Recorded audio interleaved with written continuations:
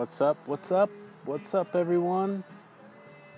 Hope you guys are having a great Monday, getting your day going. Almost done, almost finished for the day for most of us, depending on what kind of business you're in. Really just depends, but I've been asked by quite a few people to do a Periscope on NLP, and so I said, what the heck, why not? So hey, thanks for joining us, and thank you for joining the replay. If you guys are on the replay, thank you for joining the replay, and Ikumi, thank you for sharing the hearts and sharing the love, of course. And let's see, where can I go? Where am I going to have decent... Oh yeah, the sun's not going to work there. Where can I go? So how are we all doing, guys? Where are we from? Before I get started, where are you all from? Are you guys excited? Someone told me a long time ago that nothing happens until somebody gets excited. So are you guys excited about this one? Been asked by a lot of people to do it. So haven't been procrastinating it, just been trying to figure out what time's good. Concord, what's up? What's up, CEO Jay Burrow? And definitely been seeing you on a few of my scopes, and it sounds like you joined Chris Records 7-Figure Traffic Academy, so welcome in. I'll join you in just a minute. Cool. So Kumi's going to join us here in a little bit, and I've taught her everything I know about NLP, so she will be a good person. And also she's taken some of the courses that I've taken as well. What's up, Ken? Thanks for joining us. Yes, you can get fit. I like that. So you guys, tell me, where are you from? Where are you guys coming from? And are you guys excited? Because nothing happens until somebody gets excited. Also need to know if you guys can hear me well. Hey, if you guys can hear me well, just start tapping tons of hearts. Just tap them. You just go to the side and just tap. And I will know that you guys are hearing me loud and clear. Awesome. Well, hey, also, too, before I get started, you might want to share this with the people that follow you, because this is going to be a powerful Periscope about NLP. And I'm not talking about NLP that is like going to control the world, control your thought processes or whatever. Where are the hearts? Oh my gosh, well, let me teach you, if you don't know. Akumi, you know where the hearts are. Guys, for people that don't know where the hearts are, bottom right-hand corner, you're just going to basically tap with 2 fingers and get the tap going. Get it going, guys. Get it going so we can get a build-up. It's kind of like a drum beat. Get the drum beat rolling. Get the senses going. It's kind of like going outside and running, getting your heart going, getting the blood flowing, getting Carl talking, so I can teach you guys about NLP. For those of you that don't know what NLP stands for Neuro-linguistic programming. You can tap anywhere. Didn't know that. Thanks for sharing, babe. So you guys can tap anywhere. I got 2 people tapping. I've got 2 people showing the love. Thanks for inviting your followers there, Aaron. Again, like I said, this is going to be powerful. And this is the first of many Periscopes I'm going to do on NLP. And like I was saying earlier before, it's not the type of NLP where you're going to control every situation. What it is, the type of NLP, is that it's going to help you communicate better with the people that you're either selling something to, or your family, or your friends, or people around you that you're trying to communicate better with, because once you can understand their dominant thinking type, you can speak in their language. It's kind of like if I went over to Mexico, I don't know how to speak Spanish, but what I could do is I could learn how to speak Spanish, and then once I can learn how to speak Spanish, then I can communicate a lot better. It's kind of like that. So just think of it as a new way of understanding language and how we are thinking. So let's go ahead and get started. I've been talking enough about it, and I've been getting this one set up for a while, so I'm pretty excited myself to bring it to you. So think of this, okay? We're all born with 3 thinking types, okay? We're either kinesthetic, we're auditorial, or we're visual. There's 3 different types that we are born with. We have all of them, all 3. All of us share this as humans, okay? There's no other thing that goes outside of that, but those are the 3 things. Now, one of those things are usually dominant in like 98% of all of us. Very, very dominant. So, for instance, let's say I'm very visual. I'm an extremely visual person, okay? Once someone can identify that I'm a very visual person, when they come to start talking to me, the first thing that they can do is they can start talking to me with visual aids, okay? So if they were trying to convince me of something or show me something, see, I use the word show. They could show me something because they want to draw pictures. They want to use a pen and a piece of paper and describe something and a visual art, okay? So I see things. So the best words to use with me is like see, draw, picture, imagine, sight, things like that. Using words like that are what will absolutely work when it comes. What's up, Darcy? Thanks for joining us. And guess what, Darcy? I'm finally bringing you the NLP training that you've been asking for a while and that I've been promising. And luckily you hit us up early. Darcy, what's up from Las Vegas? Everybody, what's up to Darcy if you know her. And anyway, getting back into what I was saying, and I just started too, so like I said, luckily for you, I just got started. So I'm first talking about visual people. We all have all three thinking types, okay? We have visual, auditorial, kinesthetic. We have all three. So visual people, they see things. They see pictures. They see images. You have to use descriptive type words to paint pictures in my mind to help me understand things. The next thing that you could think of is on visual, not visually, but is auditorial or auditory. Auditory people, yeah, Darcy, so you understand when I speak in images and pictures. But on auditory, these are people that hear things before they see things or before they feel things, okay? They actually hear everything with their ears. So if we use words like, do you hear what I'm saying? Do you understand? If you touch your ear even sometimes, or you go, people do this a lot. Like if they're auditorial, they might do this a lot. You know, so you could say like, how does that sound? That's a good thing to use. Like instead of saying, does that make sense? You could say, if you could identify, you could say right away, how does that sound to you? Does that sound pretty good? Sounds pretty good to me. So you could use words like that. You could use words like the tone of things, or the, instead of, I'm so visual, sometimes it's hard for me to actually speak like that, but, you know, I could say like, have you heard of something like that before? Okay? I think I'm all three. Darcy, we have all three, okay? But one is dominant in 98% of everybody. I have at Chris Rocker. Awesome. Thank you for the orange hearts. So, I don't know if you guys have heard, but I think it's like less than 7% of communication is actually the word itself. Everything else is tonality of voice or body language. So remember that. This is a big thing about communication. But we have all three, like I was saying, but one of them is always dominant. So one of the things that you can take away from this is trying to identify what you are. And one of the best ways to identify what you are is when someone asks you a question, descriptive question, like a question of like, how do you get to the Rayleighs by your house, or how do you get to 7-Eleven, or how do you get to your home?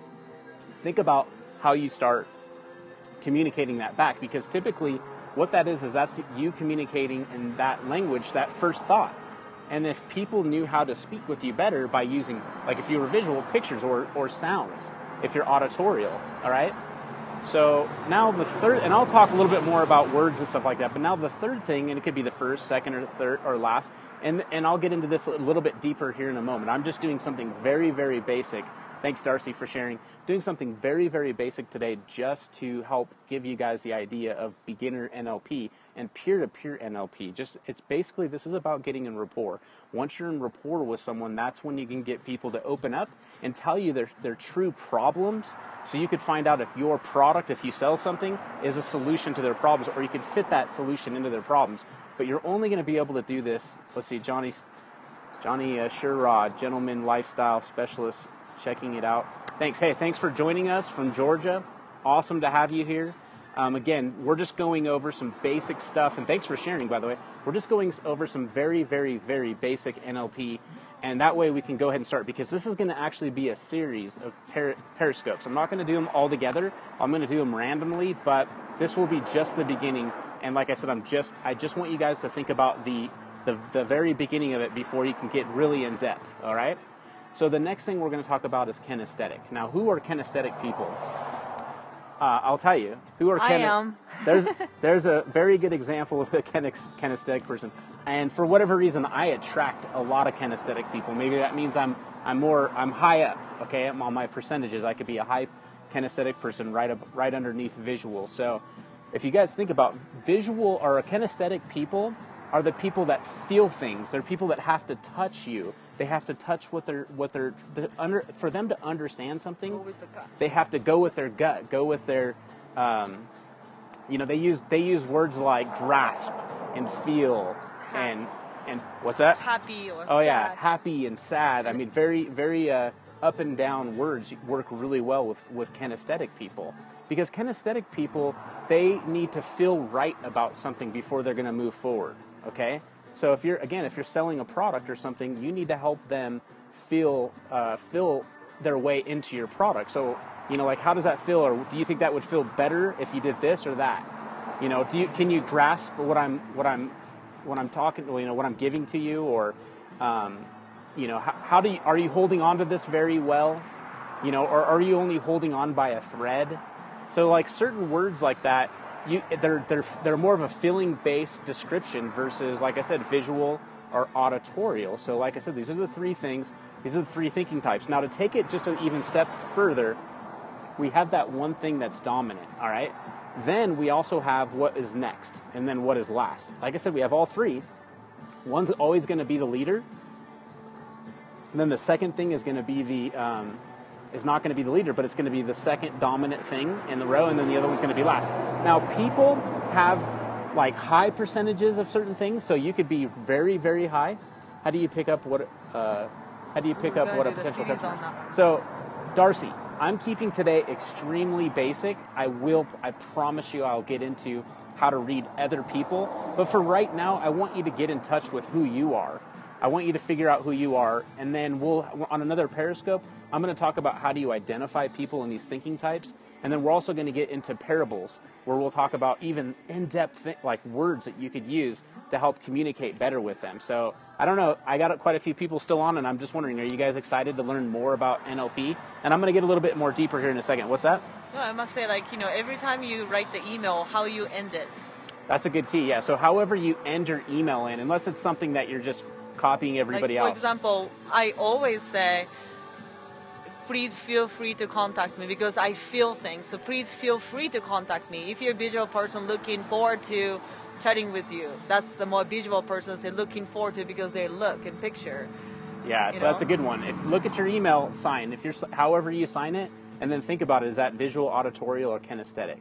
So like I was saying now, some people have higher percentages and lower percentages of certain things. So you might be really high kinesthetic, and you might be really close visually, and then have no auditorial at all. Some people, very, very, very select people, have where all three are very close, like 33 point something percent, very, very close across the board. But most people are very dominant in something, and then somewhere in the middle on another, and the other one's very low. But that is the chain of command that our mind thinks in this sense. Now, NLP has only been around since the late 70s, early 80s, and it's been something that has been misconstrued by a lot of people recently, because a lot of people think that it's like hypnotizing people. Do you have a test online? I do, actually. On slapitnow.com? Not on Slap It Now, but I do actually have a test, and I do have what I do is I do like a sheet, basically, where you interview somebody, and then you fill out this sheet, and then by the end, it helps you with identifying more people. But right now, I'm not going to get into that. I will, and actually, I'll put something together for people that want to take it seriously and want to continue to learn more. I will take you there. I will lead you in the right path for high-value NLP. Now, and I'm not going to charge you for it. I don't feel like it. This is just me giving you guys value. So I'm going to take some of the best stuff that I know and just give it to you. If you pay attention to Periscope, if you're somewhere else in La La Land, you might be paying for it, because actually this is some of my best content that people have literally paid me over $500 for, and paid me continuity month after month. I actually train insurance agents on a nationwide basis. I own a company, or actually I own a website called finalexpenseprogram.com, where I teach insurance agents the art of sales, and I also provide them with a sales presentation, and I teach them NLP. That's actually one course in there, but I'm going to just give it to you guys for here. And also too, recently I launched a piece of software, and in the software I had an upsell that included, some of it included NLP. So I've charged people a lot of money for this valuable information, and like I said, I'm just going to give it to you guys for free, for just being a follower, and for giving me hearts. So remember to give me tons and tons of hearts. Remember to share this. And it's going to it's going to help you communicate better with people that you want to work with, regardless. Now, we're all in sales. I don't care what you are. You could be a cook, you could be a janitor, you could be a customer service representative, you could be a developer for a software company, you could be all these other jobs that doesn't have salesperson related or in the job title, it doesn't matter. You're in sales. You sold yourself on the reason why you didn't want to be in sales to get in that position, but you still are making transactions on a day-to-day basis no matter what. Even at home. Yeah, even at home with your wife and your kids. Even like or we your want to go husband. eat something. I'm selling my idea. Yeah, Kumi wanted to go eat the other day, and she was telling me about how great it would be not to have to do any dishes and cut up some potatoes, and we'd have to go to the store. We'd have to go to the store and buy some potatoes and stuff like that. So she made it make sense to me, and plus she knows I'm very visual. I'll be at Periscope Summit tomorrow. Awesome. So you're going to be in New York. Well, I'm going to be at the one in San Francisco. So have fun there. Try to meet Grant Cardone. I know he's going to be there. So Gary Vee going to be there. Gary Vaynerchuk's going to be there too. So hey guys, do you have any questions for me about NLP? As long as it's within the subject, I don't have a problem. We'll get into it, and I'll keep this rolling. But if not, we're going to get off. So I'd love to know. Will you have a safe flight, Darcy? And take lots of notes. And maybe I can interview you next time I see you about what you learned about Periscope. It'd be awesome. All right. When did I start NLP? Good question. I'm so glad you brought that up.